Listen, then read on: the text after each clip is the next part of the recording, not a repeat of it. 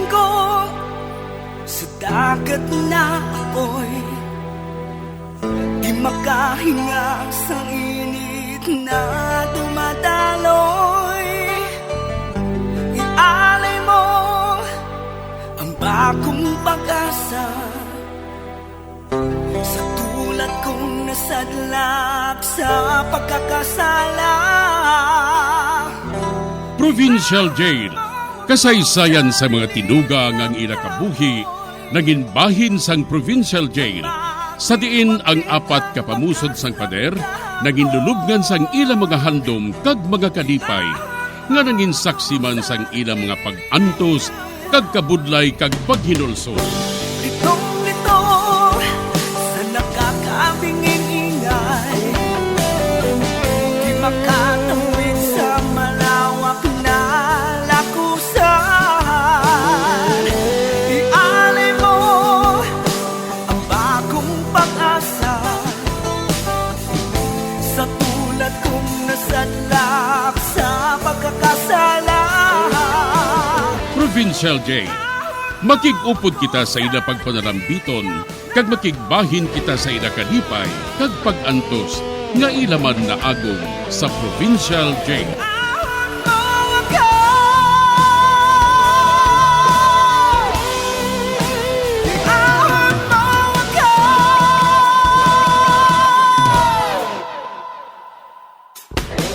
Bilanggo sa dagat na apoy, di makahinga sa init na dumadaloy. Ialay mo ang bagong pag-asa sa tulad kong nasadlak sa pagkakasala. Sa liwat may adlaw naman sa aton tanan nga palangga nga tagparamati. Sa karon nga adlaw isa raman kasulat ang aton hatagan sang kabuhi diri sa aton panatuntunan, Provincial Jail. Iahon mo ako sa nagliliyap na apoy, na aking matikman ang tamis ng sandali. Tawagan lang ninyo ako kay Teria. May bana kag anak. 3 ang amon anak. Ang magulang, nagatrabaho sa Hong Kong. Kag siya ang nagapadala sang kwarta sa amon para sa pagtuon sang iyang mga utod. Si Nanette, amo ang akon problema. Tama sa iya kagastadura. Gani, masami ko siya ginaakigan. Diri sini nga bahin, suguran ko ang akon pagsaysay. Diri sa Provincial Jail. Ginatagan ko na ikaw sang 60 pesos. Karon, mangayo ka naman sa 1,000. Ay, Nanette, anong pagdumdum mo sang kwarta? Bato? Nga ginapamulot lang sang magulang mo sa Hong Kong? Ano kay nahuya na ko sa mga classmate ko, Nay? Kung magpamahaw sila, ginasakop man ko nila. Di kun may kwarta ko, mabalos man ko sa ila eh. Hoy, manggaranon ang mga classmate mo. Kag nga maupod ka sa ila, kay wala kay mo ya kwarta. Nagapadalagid lang sa aton si Manang kada bulan. Te, pilagi dyan sweldo sa magulang mo dito? Kay maid ba lang siya sa Hong Kong? Kag ara kang mga hinablos mo? Dito ba nagakutot sa magulang mo? Ay, dugo lang ang wala nagatulo sa iya. Sa iya pagtrabaho dito sa Hong Kong? Para nga makapadala sang kwarta diri sa aton kada bulan? Tagain ako da balanay ah. Nakompormiso na kuya dito. O sige, hatagan ko ikaw 1,000. Pero abo lang ining mahatag ko sa imo ha? Oo, Nay ah.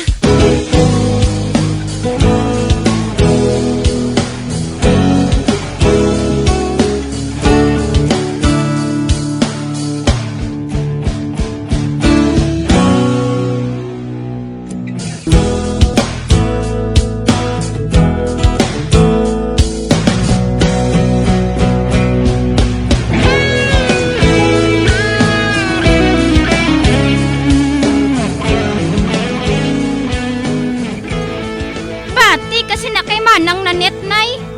Wala na sila isang project, ya. Galing kay may party lang nga hiwaton sa eskwelahan. Amoy na nga nagbakal siya sang bag-o nga sapatos kag bayo. Ano? Woo! Kita mo gilang ang babae nga ini. Gastadura, gid. Hindi na siya bala paghatagi, nay. Kay ginabida ruya lang niya ang kwarta.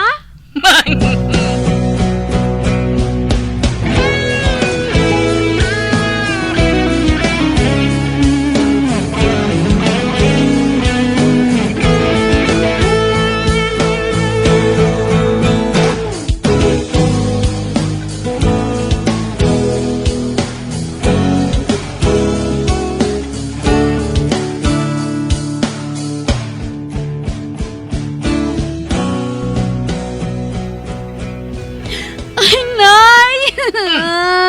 Nanet? Naano ka? Nga, nagahibi ka?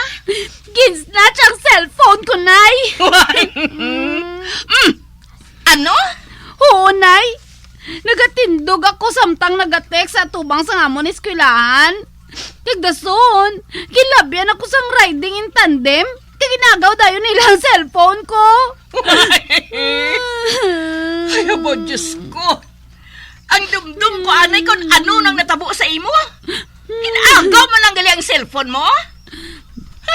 Ayaw gani na. Para nga wala ka na sa cellphone. Makapahuway ka na sa akon sa pangayo sa kwarta. Para nga ibakal mo sang load. Nay, importante yung cellphone ko nga to. Ato dito ang tanang nga kontak ko sa mga amiga ko. Ote, ano karon? Kay wala ka na sang cellphone. Kundi agwantahon mo. Mangayo ko ya kay manang ya. Manawag ko sa iya sa bungged.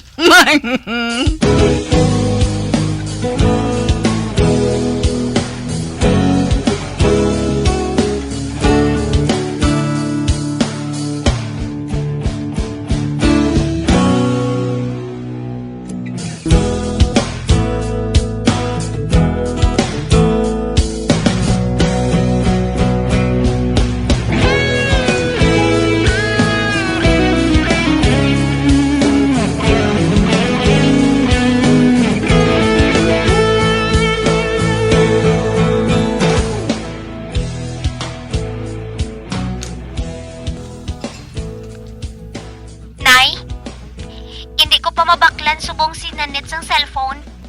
Kay man, madamo pa ko sang utang nga ginabayran diri, Nay. Ate, oo, anak. Oo. Ako ang mahibalo magpatag sa iya. Kagsilinga siya, Nay, ha? Nga maghinahinay sa paggasto. Pigado man diri sa Hong Kong, Nay. Ang tanan ginabakal, kamahal pa. Oo, anak. Ako ang mahibalo,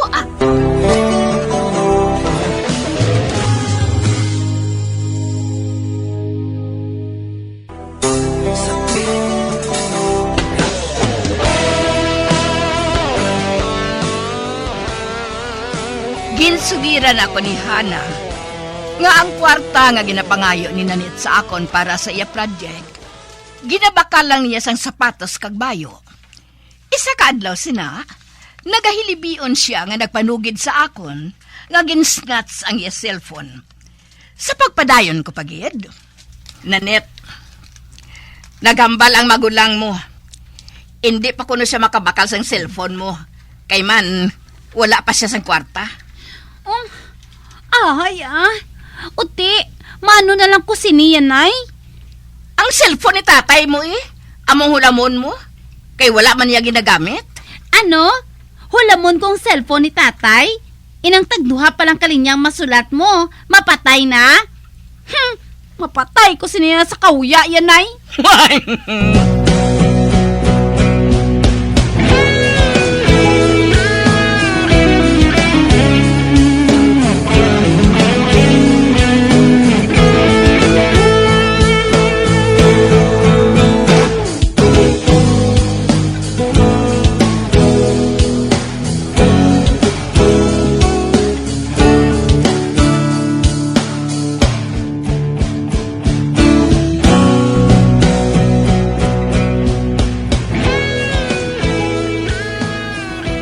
Amo ning balay ni Nanet?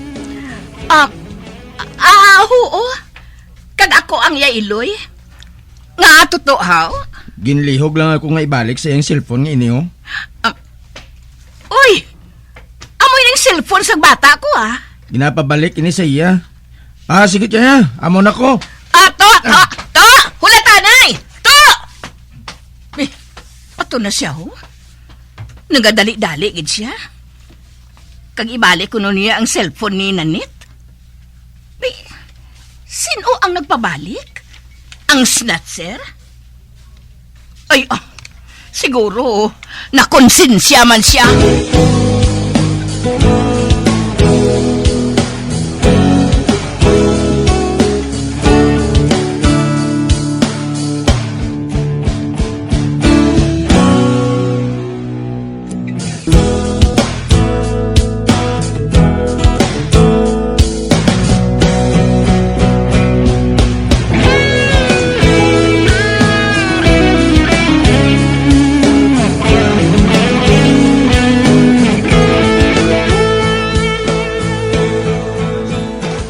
Hello?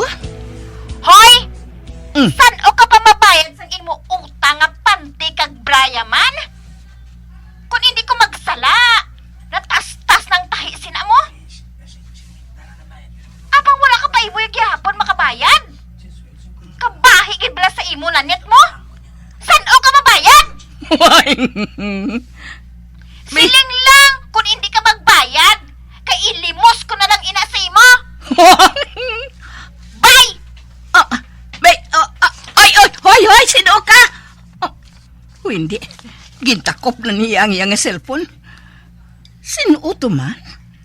Ay, may utang gali si Nanit sa iya?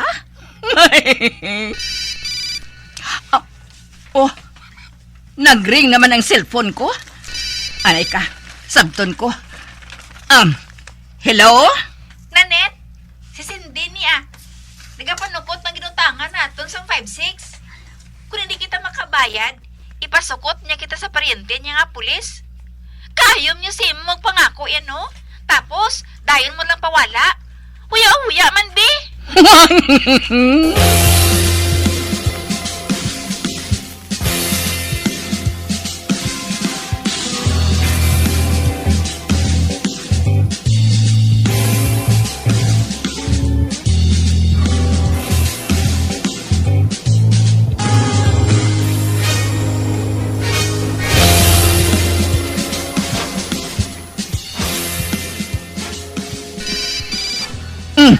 Ari naman, nagring naman.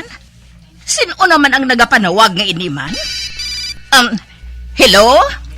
Natakal ako magsagad sa sukot sa imo. Nga wala ka nagkasabat na net, ha? Kamaro sa imo nga babaye? Talaga ka pa naman? Mainit gani ako? Pahiwitan ta ka! Hatagan ta ka sang pila ka adlaw, ha?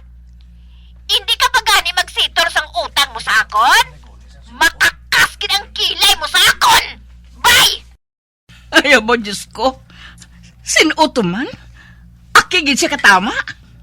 Ay, nagano-ano niya si Nanit man?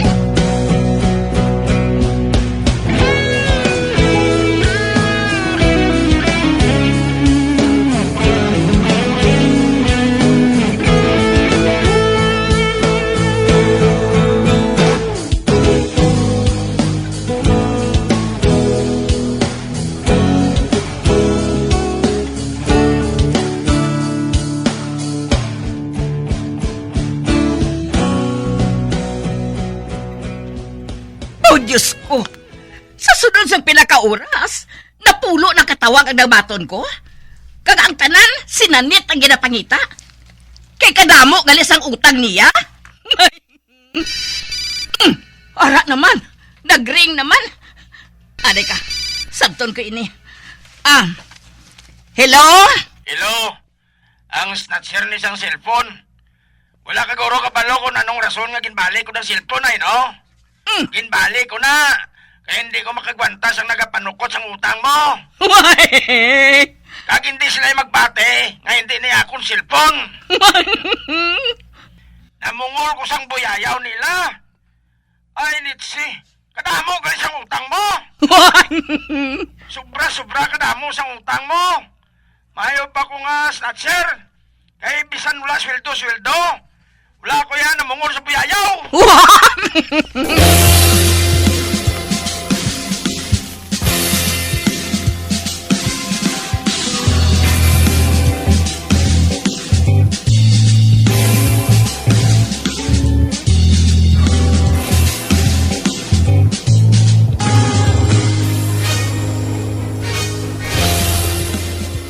Oy, Nanet.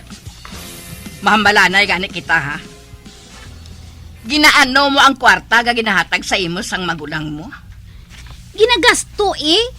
Kulang pa gani. Tingala ko man nga kadamo sang nagapamuyayaw sa imo sa cellphone. Oh, ha? Ang cellphone ko, Nay? Oo. Araho. Hindi makaagwanta ang snatcher. Gani ginuli niyang cellphone. Tungod hindi siya makagwanta sang buyayaw sang nagapanukot sang mga utang mo. Ano, Nay? Oo. Hindi ko na siya makagwanta sang buyayaw sa iya. Gani ginuli na lang niyang cellphone mo. Do sa gago eh. Sala yan ay kaging tawat niyang cellphone ko. Tingnan na kadamo sang utang mo. Silingan ka na gani, Nay. Nga kadamo gani sang galastuhan sa eskwelahan. Kadamo sang project, sa mga affair. Ibaligya ang cellphone mo para makabayad ka sa mga utang mo. Kababaye sa imo pero pala utang ka.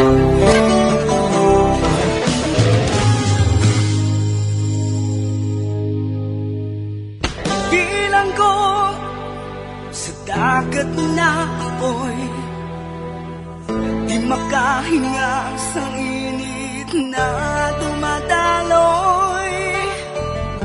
Ialay mo ang bagong pag-asa